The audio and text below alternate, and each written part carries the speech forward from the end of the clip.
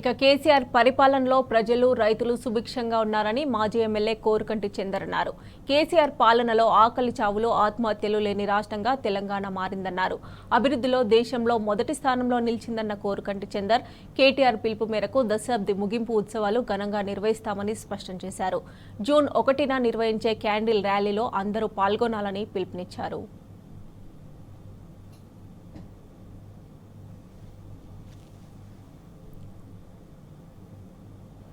తెలంగాణ ప్రజల ఆకాంక్ష అయినటువంటి తెలంగాణ రాష్ట్ర సాధన కోసం ప్రాణాలను సైతం ఇవ్వడానికి సిద్ధపడి చావు నోట్లో తలబెట్టినటువంటి గౌరవనీయులు కేసీఆర్ గారు 2014 నుండి 2024 వరకు తెలంగాణ రాష్ట్రం సాధించిన తర్వాత ఈ యొక్క దశాబ్ద కాలంలో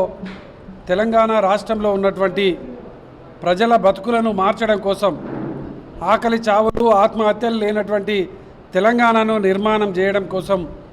అహోరాత్రులు కృషి చేసినటువంటి సందర్భంగా ఈ ప్రాంతంలో ఇవాళ రైతులు రాజులైనరు. ఈరోజు ముసలి తల్లులందరూ కూడా సంతోషంగా జీవిస్తూ ఉన్నారు.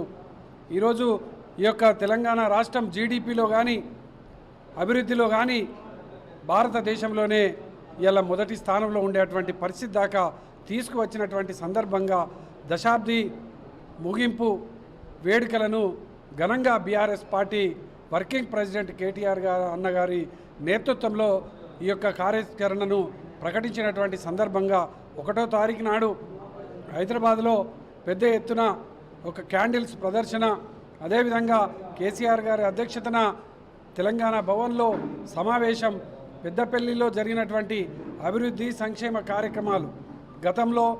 ఏ నాయకులు కూడా చేయనటువంటి విధంగా ఈ ప్రాంతంలో జిల్లా కేంద్రంగా ఏర్పాటు చేసి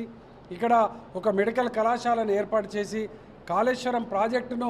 నిర్మాణం చేసినటువంటి సందర్భంగా పెద్దపల్లిలో ఉన్నటువంటి ఈ యొక్క బీఆర్ఎస్ పార్టీ జిల్లా కార్యాలయంలో ఘనంగా ఈ యొక్క దశాబ్ది ముగింపు వేడుకలను ఘనంగా 3వ తారీఖు నాడు ఉదయం 10 గంటలకు నిర్వహించడం జరుగుతుందని సందర్భంగా